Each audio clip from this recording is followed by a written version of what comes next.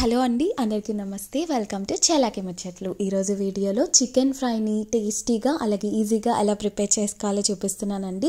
కొత్తగా పెళ్ళైన వాళ్ళు కానీ లేదా బ్యాచులర్స్ కానీ సింపుల్గా చేసుకోవచ్చు. Simple process.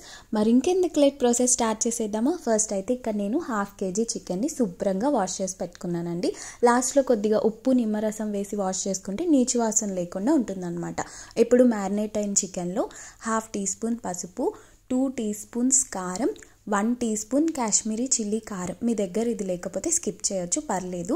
మీ రుచికి సరిపడా ఉప్పు, 2 teaspoons ధనియాల పొడి, 1/2 teaspoon pepper powder, 1 teaspoon kasuri methi, 1 teaspoon garam masala, 2 teaspoons ఫ్రెష్గా రుబ్బుకున్న అల్లం వెల్లుల్లి పేస్ట్, అలాగే ఒక 1/2 చెక్క నిమ్మరసం, 1 tablespoon ఆయిల్. ఇవన్నీ వేసేసి మనం వేసిన మసాలాస్ ఏవైతే ఉన్నాయో అవన్నీ పీసెస్కి పట్టేలాగా రబ్ చేసుకుంటూ మిక్స్ చేసుకోవాలి. డిస్క్రిప్షన్లో అయితే ఇంగ్రీడియంట్స్ మెన్షన్ చేశాను. ఇన్ కేస్ ఎవరైనా ఇక్కడ మిస్ అయితే ఒకసారి అక్కడ చెక్ చేసుకొని చదువుకుంటూ రెసిపీని ఫాలో అవ్వచ్చు. ఇప్పుడు ఈ చికెన్ని ఓవర్ నైట్ మ్యారినేట్ చేసుకోవచ్చు లేదా ఒక 30 minutes మ్యారినేట్ చేసుకోవచ్చు. నేనైతే ఓవర్ నైట్ మ్యారినేట్ చేసుకున్నాను. But next day morning marinate చేసుకున్న చికెన్లో ఒక 3 పచ్చిమిర్చిని సన్నగా చాప్ చేసుకొని వేసుకోవాలి. అలాగే ఒక మీడియం సైజ్ ఆనియన్స్ని కూడా సన్నగా చాప్ చేసుకొని యాడ్ చేసుకోవాలి.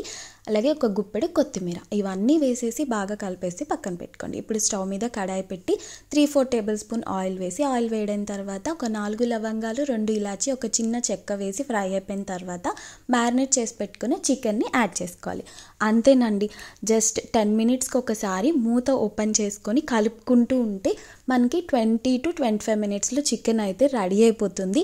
ఇంకా ఏ మసాలాస్ ఏమీ యాడ్ చేయవసరం లేదు. ఇన్ కేస్ మీకు సాల్ట్ కానీ కారం కానీ సరిపోకపోతే ఈ టైంలో ఒకసారి అడ్జస్ట్ చేసుకోండి, సరిపోతుంది. చాలా ఈజీగా ప్రిపేర్ చేసుకోవచ్చు.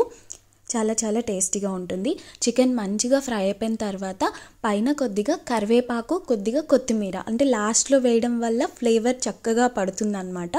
బాగా ఫ్రై చేసేసుకొని సర్వ్ చేసుకోవడమే. చాలా బాగుంది కదా, చాలా ఈజీ కదా. మరి ఇంకెందుకు లేట్, మీరు కూడా ఈ రెసిపీని ప్రిపేర్ చేసి మీకు ఎలా వచ్చిందో ఆ ఫీడ్బ్యాక్ని నాకు కామెంట్ చేయండి. ఈ వీడియో నచ్చితే మీ ఫ్రెండ్స్కి, ఫ్యామిలీస్కి షేర్ చేయండి. Bye. Thank you for watching.